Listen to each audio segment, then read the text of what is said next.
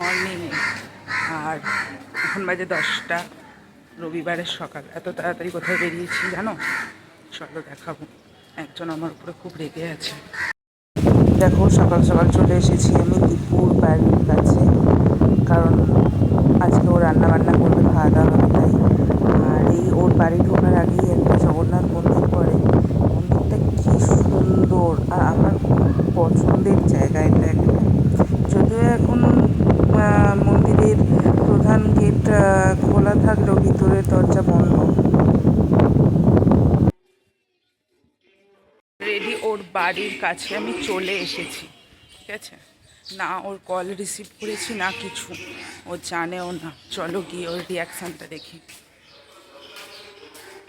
ঝাড় তো খাবো, তাও চলো গিয়ে দেখা যাক কী করছে মালটা।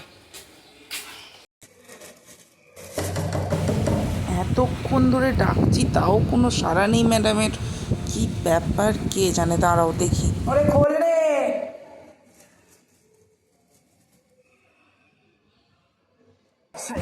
অলরেডি আমি বাড়িতে ঢুকে গেছি। এবার আমার বন্ধুর কপালে দুঃখ আছে, চলো দেখা যাক।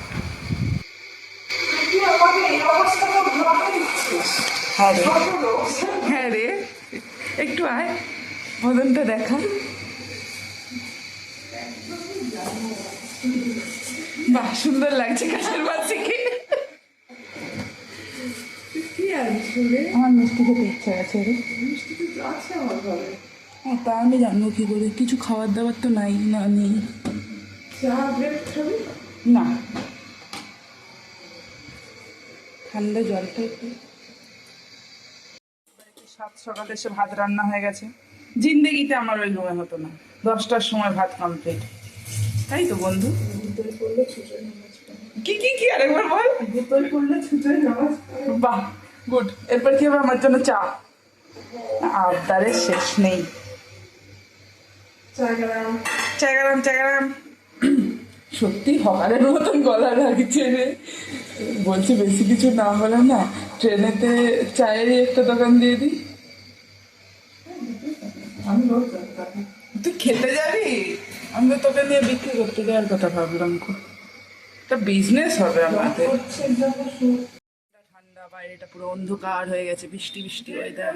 না, আমি চায় খাবো, চায়। তুই খাবি তো? চা। তাহলে এতক্ষণ জল দিলি কেন? ফুটবে তো। বাহ,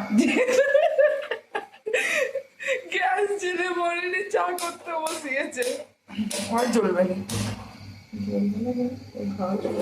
এটা কি মাংসের আলু? এটা পেঁয়াজ, বাকি জিনিসপত্র। এইটা কোন জীবনের জন্য রয়েছে? ওটা ফেলে দেবো আজকে।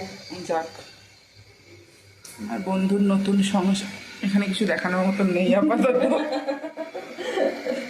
বড়লোকিয়া ফ্ল্যাটে এসেছি আমি ঘুরতে। বড়লোকিয়া ফ্ল্যাটে বড়লোকিয়া সসপ্যানে চা হচ্ছে। এটা মোটেও বড়লোকিয়া সসপ্যান না, 30 টাকা সসপ্যান। ও ঠিক আছে, ওটাই চলবে। সাত সকালে স্নান করে এসেছি, খেলা নিয়ে যাচ্ছি। হ্যালো বন্ধু, একটু হাই করে দাও তো।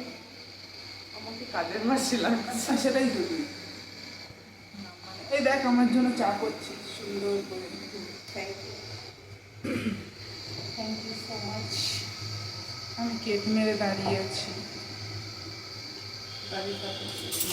চা হচ্ছে। এটা কিভাবে দেখানো? পাচ্ছি না লোককে। আদৌ চাটা করেছিস তো? না না, বৃষ্টির ওয়েদারে আবার লাইট জ্বালায়নি। ও মানুষ বুঝে নেবে। আমার বন্ধু আমাকে চা করে দিয়েছে। থ্যাংক ইউ দোস্ত। তোকেও কালা লাগছে, নতুন করে দেখানোর কিছু নেই।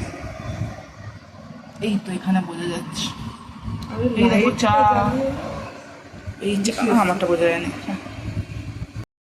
ইয়াম্মি ইয়াম্মি খাবার হচ্ছে। Chicken chicken. আমি তো চিকেনটা একটু মানুষকে দেখাচ্ছি, সরিয়ে নিতে হয় বাবা। যাই হোক, এখানে আমার কোনো কাজ নেই। চিকেন রেডি হোক, বাচ্চা তারপরে দেখবো। দেখো আমার বন্ধু ইয়াম্মি ইয়াম্মি চিকেন করেছে, হেভি এসেছে কিন্তু দেখ দীপু কালারটা, গন্ধটাও সেই লেভেলের আসছে। না থাক, বেশি খিদে পেয়ে যাবে। আমরা এখন বেরিয়েছি দাদাকে ছাড়তে, দাদা আজকে উড়িষ্যা চলে যাচ্ছে, আর সেই জন্য যা কান্নাকাটি শুরু হয়েছিল আর তখন ব্লগটা কন্টিনিউ করতে পারিনি, আমার বন্ধুটা বেচারা কাঁদছিল। তো খাওয়া দাওয়া করেই বেরিয়েছি। চলো, ছোটোখাটো ব্লগার বলে কি ভিডিও করব না?